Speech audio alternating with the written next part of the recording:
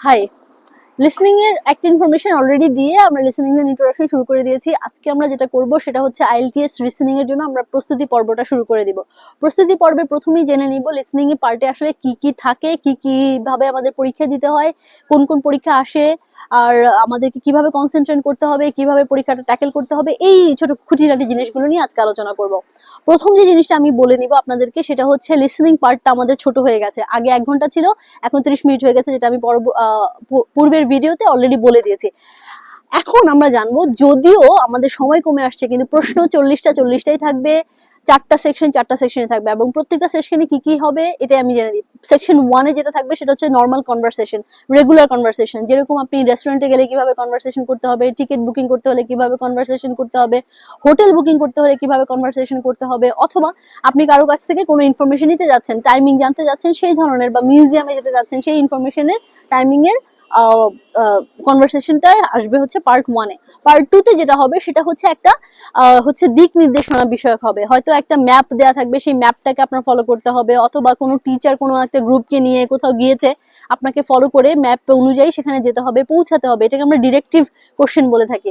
তারপরে পার্ট 3 তে যেটা হবে সেটা হচ্ছে একটা এডুকেশনাল বা একাডেমিক কোনো কনভারসেশন। এই কনভারসেশনটা সাধারণত একজন অরিজিনাল লাইফে, মানে একদম পার্সোনাল রিয়েল লাইফে হওয়া কনভারসেশনকে ডেমনস্ট্রেট করবে। যেরকম আমরা একজন টিচারের সাথে, একজন প্রফেসরের সাথে, একজন ডক্টরেট ক্যান্ডিডেট কিভাবে কথা বলে, অথবা একজন প্রফেসরের সাথে হয়তো আপনি আপনার কোন একটা এটাকে বলা হয় হচ্ছে গিয়ে আপনার থিসিস সাবমিট করতে যাবেন, তখন কি ধরনের কনভারসেশন করবেন সেটা।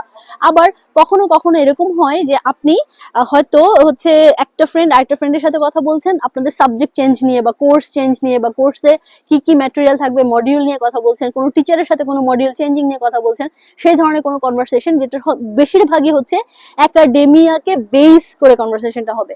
তারপরে যেটা হচ্ছে পার্ট 4টা আগেও যেরকম ছিল এখনো সেরকম একটু ডিফিকাল্ট হবে, এবং এই ডিফিকাল্টি লেভেলটা কিরকম হবে সেটা হচ্ছে এখানে আপনারা টেড টক্সে অনেক কথা শুনে থাকবেন, আবার হয়তো আপনি শুনে থাকবেন অনেক ধরনের পডকাস্ট, এবং পডকাস্টে শুধু একজন মানুষ কথা বলে থাকে। এটা হচ্ছে স্পিচ বেসড বা লেকচার বেসড, অর্থাৎ একজন মানুষ বক্তব্য দিয়ে যাবে বিভিন্ন ধরনের, আপনি সেই বক্তব্য থেকে আপনার কোশ্চেন গুলোকে অ্যান্সার করবেন।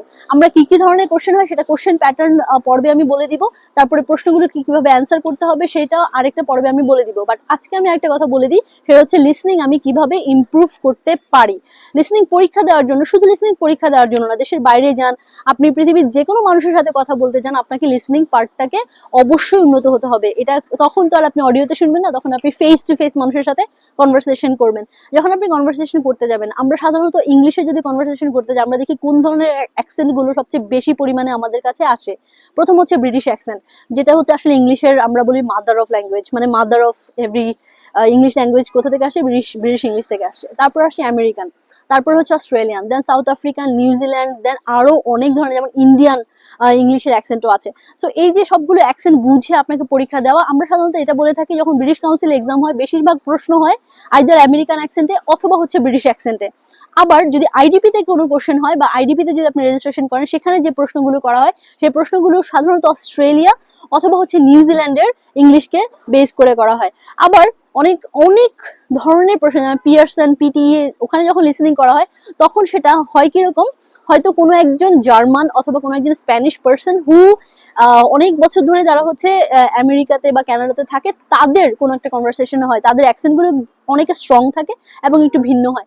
সাধারণত কানাডিয়ান অ্যাকসেন্ট আমরা ব্যবহার করে থাকি। সো এই যে এই ভ্যারাইটিস অফ অ্যাকসেন্ট, আমি কিভাবে এই স্কিলটা ডেভেলপ করব?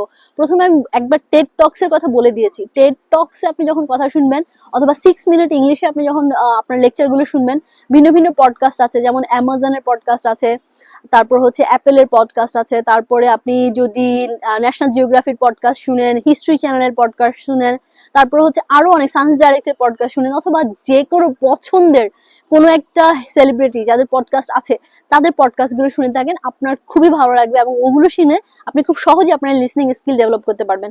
এখন আরেকটা প্রশ্ন হতে পারে যে লিসনিং স্কিল তো ডেভেলপ করে ফেললাম, আমি এখন কথা শুনে বুঝি, কিন্তু যখন অ্যান্সার করতে হয় সেটা আমি পারি না। অবশ্যই চোখ রাখবেন আমার চ্যানেলের মধ্যে চোখ না রাখলে এই গোপন তথ্যটা আপনি পাবেন না যে কিভাবে অ্যান্সার করতে হবে। সো পরবর্তী ভিডিওগুলো থেকে আপনাদের জন্য অপেক্ষা করবো, আশা করবো আপনারা সেখানেও যাবেন, এবং চোখ রাখুন সেখানে। Okay, subscribe. Thank you.